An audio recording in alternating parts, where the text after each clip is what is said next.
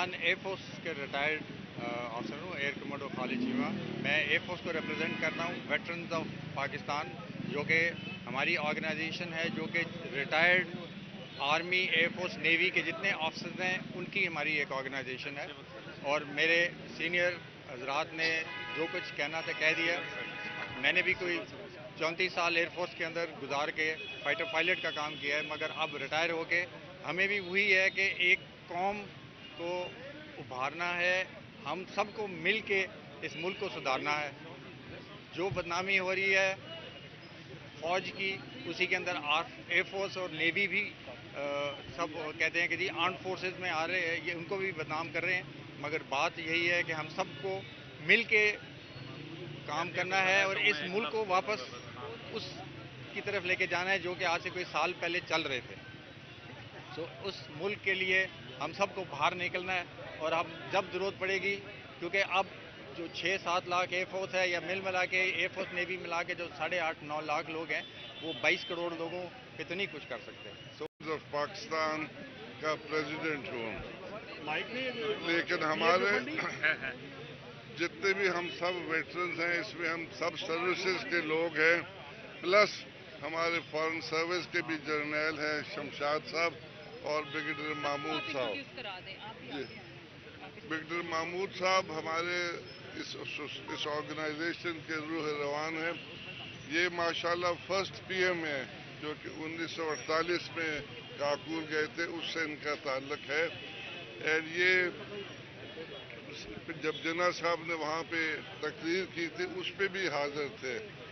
तो ये हम 1940, तो ये माशाल्लाह जी हमारे रूह रवां हैं। शमशाद साहब हैं जो हमारे फॉरेन ऑफिस के जर्नल हैं, ये भी हैं। और हम सब जी बैठ के फैसला करते हैं।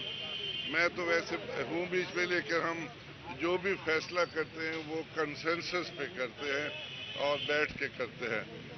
इस यहाँ से शुरू करते हैं जी। मैं पहले फिर महमूद साहब से कहता हूँ अगर वो कुछ करना।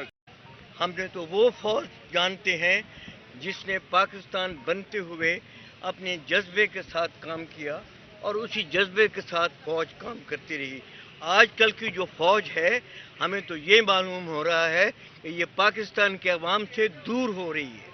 पाकिस्तान के अवाम और फौज के दरमियान इतना फासला हो गया है कि ये एक नहायत ख़तरनाक सिचुएशन में हम पहुंच गए हैं। And the earlier we remove this, the better it is for Pakistan. इसके अलावा 2-3 और चीज़ें जो हैं वो हम समझते हैं बहुत ज़रूरी है। इमरान खान ने तो जब उसकी हुकूमत डिसमिस हुई तो उसने कहा कि ये साजिश है। बेसिकली ये साजिश अब नहीं शुरू हुई, ये साजिश जो थी ये right from the creation of Pakistan.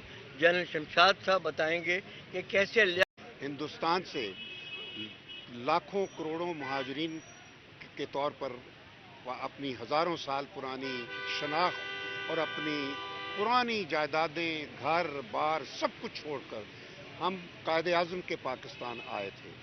और मैं 75 सालों में मैंने इस पाकिस्तान की बहुत खिदमत की है, लेकिन मैं उस दिन से पहले दिन से ही उस पाकिस्तान की तलाश में हूँ जिसका तसव्वुर अल्लामा इकबाल ने बर्र-ए-सग़ीर के मुसलमानों के लिए एक खुददार शख्सियत के क्या कहते हैं, कौमियत का शऊर जिसने पैदा किया था, और जिसके तसव्वुर के साथ कायदे आज़म ने बर्र-ए-सग़ीर के मुसलमानों को एक खुददार, खुद मुख्तार और जमहूरी ममलिकत का ख्वाब जो था वो हकीकत में बदला था।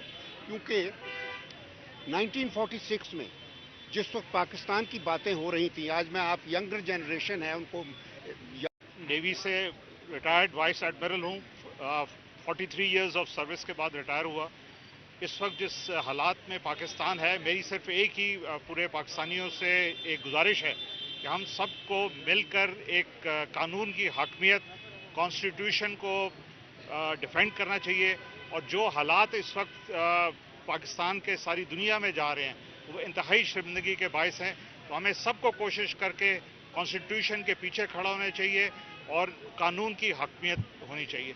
हमने सारी ज़िंदगी फ़ौज की, नेवी की सर्विस की, और रिटायरमेंट के बाद भी जब तक हम ज़िंदा हैं हम इस मुल्क के लिए जान جو بھی کر سکتے ہیں کریں گے. بہت بہت شکریہ.